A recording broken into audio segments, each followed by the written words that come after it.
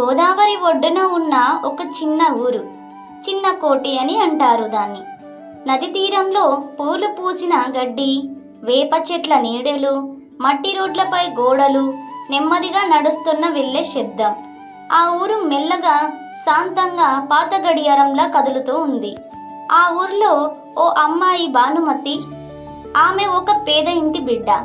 తల్లి రోజు పూలు అమ్ముతుంది, తండ్రి తాటి చెట్టెక్కి రసం తీస్తాడు. కానీ భానుమతి మనసు మాత్రం పెద్దది. ఆమె కళ్ళల్లో ఒక కల ఉంది. ఊర్లో అందరికీ బాగు చేకూరేలా ఏదైనా మాయ జరగాలని తన ఆలోచన. ఒకరోజు రాత్రి ఆకాశం గట్టిగా గర్జించింది. మబ్బుల ఆరాటంగా కదిలి వర్షం మొదలైంది. కానీ అది సాధారణ వర్షం కాదు. పొలాల మీద, చెట్ల మీద, ఇండ్ల పైకప్పుల మీద కాంతులు చిందుతూ రంగు బిందువుల్లా పడింది. వర్షపు నీటితో చిన్న చిన్న వైడూర్యాలు మొక్కలు కదులుతున్నాయి. మొదట భానుమతి దాన్ని కేవలం కళ అనుకుంది. కానీ ఉదయం లేచి చూస్తే నిజమే. ఆమె తల్లి అమ్మే పూల బుట్టలలో కూడా ఒక వైడూర్యం ఉంది. తండ్రి తాటి చెట్టుపై దొరికిన ఆకుల మధ్య ఇంకొకటి మెరుస్తుంది. అలాగే ఊరంతా పడి ఉన్నాయి. మొదట ఊర్లో వాళ్ళు ఆశ్చర్యపోయారు. తర్వాత కొందరు ఆనందంతో నాట్యం చేశారు, కొందరు దాచేసుకున్నారు, మరికొందరు వాటిని పట్టణానికి తీసుకెళ్లి అమ్మాలని అనుకున్నారు. కానీ అక్కడి నుంచే కథలో వింత మొదలైంది. ఎవరు ఆ వైడూర్యాన్ని అమ్మడానికి బయలుదేరినా వర్షం మళ్ళీ మొదలయ్యేది. ఆ వర్షంలో వాళ్ళు తీసుకుపోయే వైడూర్యాలు కరిగిపోయేవి. మళ్ళీ ఖాళీ చేతులతో ఊరికి తిరిగి రావాల్సి వచ్చేది. ఇక ముసలివాడు సోమయ్య చెప్పాడు ఓ కథను.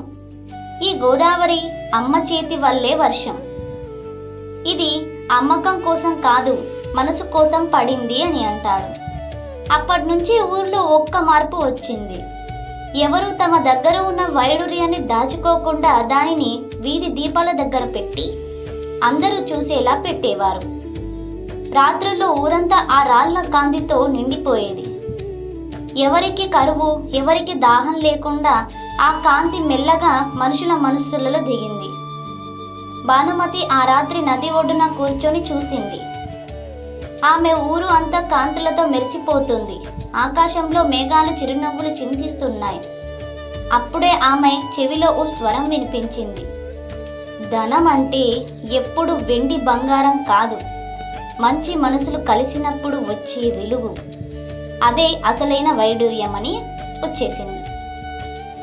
అందుకే ఎప్పుడైనా మనకి దక్కింది అంటే దాన్ని అమ్మకాలకు కాకుండా మన పరులకి ఉపయోగించాలని అర్థం. అది ఒక వర్షం కాదు, ఒక బోధ. ఊరంతా మెల్లగా మాయ వదిలిపెట్టి కానీ మనసులో ఆ వెలుగు నిలిచిపోయింది. అప్పటికి చిన్నకోటి ఊర్లో వర్షం మొదలైనప్పుడు పిల్లలు ఆకాశం వైపు చేతులు చాచి అంటారు, వైడూర్యం వర్షం వస్తుంది అని అంటారు. అప్పటి నుంచి ఆ ఊర్లో వైడూర్య వర్షం పడుతూ ఉండేది. వాళ్ళకి వజ్రాలు వస్తూ ఉండేది. ఊరంతా అది పెట్టి ఆ వెలుగుతోటి నింపేవారు ఊరంతా.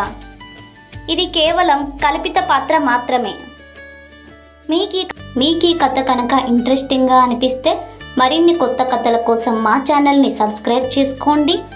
అలాగే వీడియో ఎలా ఉందనేది కామెంట్ బాక్స్లో కామెంట్ చేసి వీడియోకి ఒక చిన్న లైక్ చేసుకోండి.